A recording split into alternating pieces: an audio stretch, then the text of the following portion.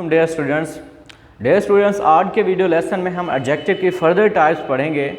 तो एडजेक्टिव के जो नेक्स्ट टाइप्स हैं, फर्स्ट वन हम पढ़ेंगे इंटरोगेटिव एडजेक्टिव और फिर उसके बाद इनडेफिनिट एडजेक्टिव। सबसे पहले हम इंटरोगेटिव एडजेक्टिव की डेफिनेशन देख लेते हैं। इंटरोगेटिव एडजेक्टिव है क्या? An interrogative adjective is a word that modifies a noun by asking a question.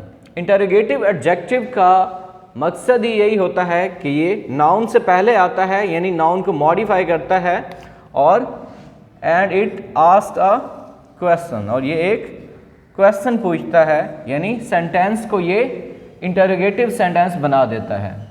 हम इनकी एग्जांपल्स देखेंगे। The interrogative adjectives are, interrogative adjectives कौन कौन से हैं? What, which and whose. इनको हम सेंटेंस में भी यूज करके देखते हैं। फर्स्ट सेंटेंस है whose pen will they bring to you. Whose pen will they bring to you. Whose देखें आप, इसके बाद हमने एक नाउन लगाया है पेन।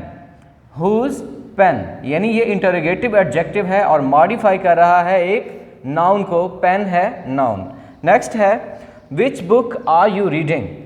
विच बुक, बुक एक नाउन है और इसको मॉडिफाई कर रहा है विच, और जो कि ये एक इंटरोगेटिव एडजेक्टिव है और ये इस पूरे सेंटेंस को इंटरोगेटिव सेंटेंस बना रहा है, एक सवालिया जुमला बना रहा है। नेक्स्ट सेंटेंस है what colour is the postman's uniform. What colour, colour is again a noun and it is modified by the interrogative adjective what. एक इम्पॉर्टेंट बात जो मोस्टली स्टूडेंट्स कंफ्यूज होते हैं, ये नोट लिखा हुआ है, do not confuse interrogative adjectives with interrogative pronouns. Dear students, interrogative adjective और इंटरोगेटिव प्रोनाउन में थोड़ा सा डिफरेंस है, वो आपने समझना होगा। मैंने एक यहाँ पर सेंटेंस लिखा है what are you doing, sorry what are you buying. यहाँ पर भी एक वर्ड व्हाट है और हमने इस सेंटेंस में भी एक वर्ड व्हाट पढ़ा है। अगर आप गौर से देखें, what colour is the postman's uniform, what के बाद एक नाउन यहाँ पर लग रहा है, यानी इंटरोगेटिव एडजेक्टिव में इंटरोगेटिव एडजेक्टिव के बाद एक नाउन का होना लाजमी है। लेकिन यहाँ पर व्हाट आर यू बाइंग, यहाँ पर वर्ड के बाद कोई हमें नाउन नहीं दिखाई दे रहा, ना ही कोई प्रोनाउन दिखाई दे रहा है, इसलिए इसका जो काम है वो सेंटेंस को इंटरोगेटिव बनाना है, इसलिए हम इसको कहते हैं ये एक इंटरोगेटिव प्रोनाउन है।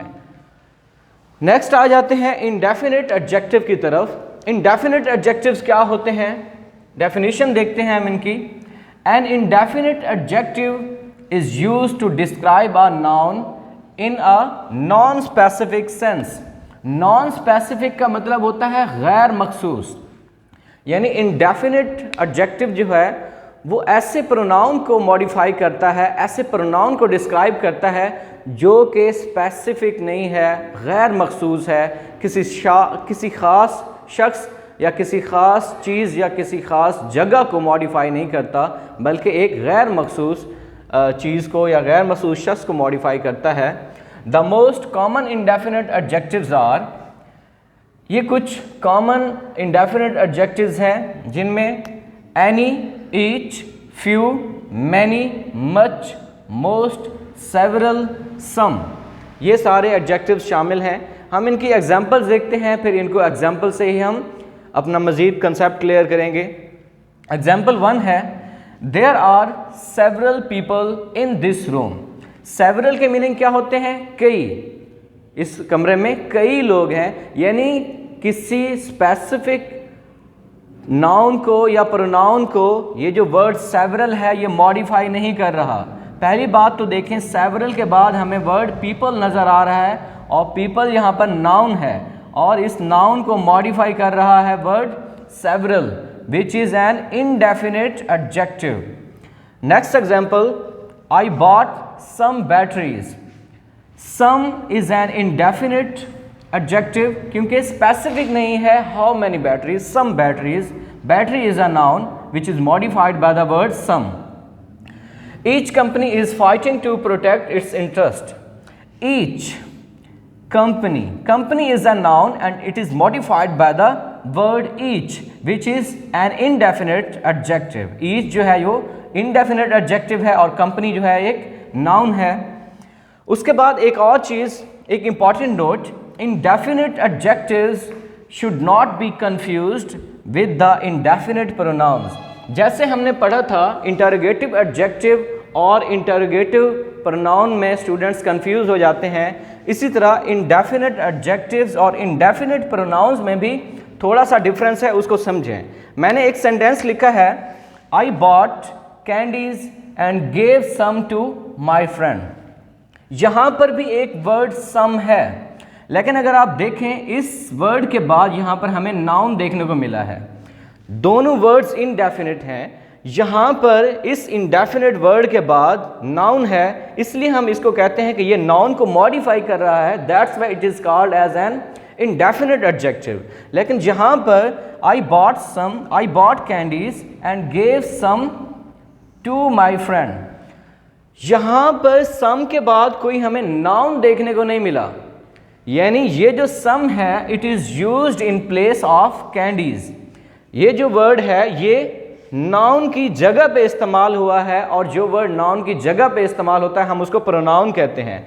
लेकिन ये जो some है ये indefinite pronoun है क्योंकि ये कैंडीज यानी नाउन की जगह पर इस्तेमाल हुआ है. तो ये थोड़ा सा डिफरेंस था इंडेफिनिट एडजेक्टिव और इंडेफिनिट प्रोनाउंस में. एक और सेंटेंस यहाँ पर लिखा हुआ है, इसको देखें. However many holy words you read, however many you speak, what good will they do you if you do not act on upon them? इसमें देखें मैंने दो वर्ड्स को हाईलाइट किया हुआ है, एक है मैनी और एक है ये वाला मैनी. इसमें देखें however many holy words, ये आप देख रहे हैं वर्ड्स जो है एक नाउन है, होली उसके साथ एडजेक्टिव लगा हुआ है. मैनी होली वर्ड्स यानी ये जो मैनी है ये इनडेफिनिट एडजेक्टिव है क्योंकि ये मॉडिफाई कर रहा है वर्ड्स को. और यहाँ पर देखें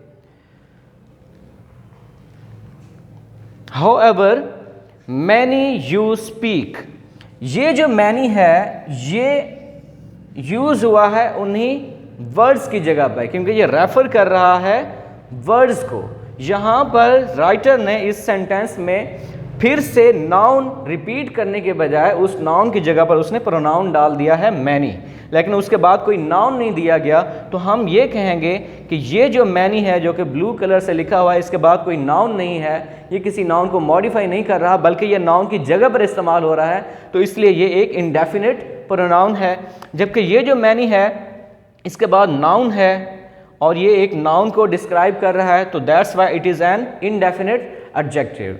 Dear students, it was all about interrogative adjective and indefinite adjective. Next kind भी हम इसकी इंशाल्लाह पढ़ेंगे, तो देखते रहिए. See you in the next video. अल्लाह हाफिज़.